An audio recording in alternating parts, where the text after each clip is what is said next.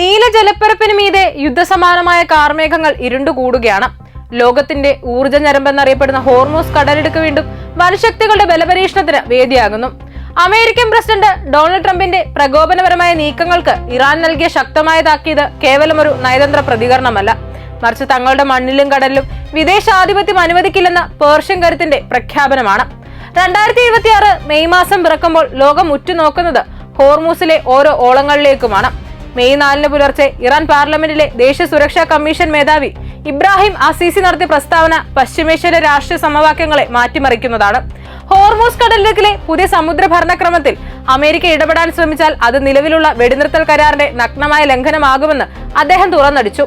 മേഖലയിൽ സമാധാനം നിലനിർത്താൻ ഇറാൻ കാണിക്കുന്ന ആത്മീയ സംയമനത്തെ ദുർബലതയായി കാണരുതെന്ന കടുത്ത സന്ദേശമാണിത്.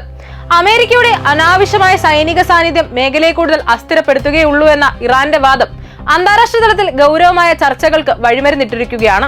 ഭൂമിശാസ്ത്രപരമായി നോക്കിയാൽ ഇറാന്റെ തൊട്ടുചാരെയുള്ള ഈ കടലിടുക്ക് അവരുടെ ദേശീയ സുരക്ഷയുടെ ഭാഗമാണ്.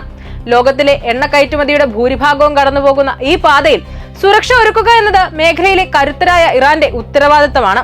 എന്നാൽ ഇതിനെ മറികടന്ന് അകമ്പടി സേവിക്കൽ എന്ന പേരിൽ അമേരിക്കൻ സേനയെ വിന്യസിക്കാനുള്ള ട്രംപിന്റെ നീക്കം ഇറാന്റെ അധികാരപരിധിയിലേക്കുള്ള കടന്നുകയറ്റമായാണ് കണക്കാക്കപ്പെടുന്നത്.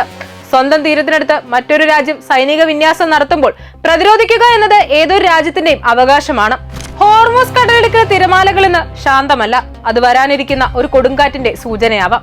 അമേരിക്കയുടെ സാമ്രാജ്യത്വ താൽപര്യങ്ങൾക്ക് വഴങ്ങിക്കൊടുക്കാൻ ഇറാൻ തയ്യാറല്ലെന്ന് ഈ മെയ് മാസത്തിലെ പുലർച്ചെ ലോകം തിരിച്ചറിഞ്ഞു കഴിഞ്ഞു. വെടിനിർത്തൽ എന്നത് ഒരു കരാർ മാത്രമല്ല, അത് പരസ്പര ബഹുമാനത്തിന്റെ അടയാളം കൂടിയാണ്. അത് ലംഘിക്കപ്പെട്ടാൽ പശ്ചിമേഷ്യയുടെ ഭൂപടം വീണ്ടും മാറാൻ സാധ്യതയുണ്ട്. ലോകം പ്രാർത്ഥിക്കുന്നത് സമാധാനത്തിനാണെങ്കിലും ഇറാൻ തയ്യാറെടുക്കുന്നത് തങ്ങളുടെ അസ്തിത്വവും പരമാധികാരവും സംരക്ഷിക്കാനാണ്.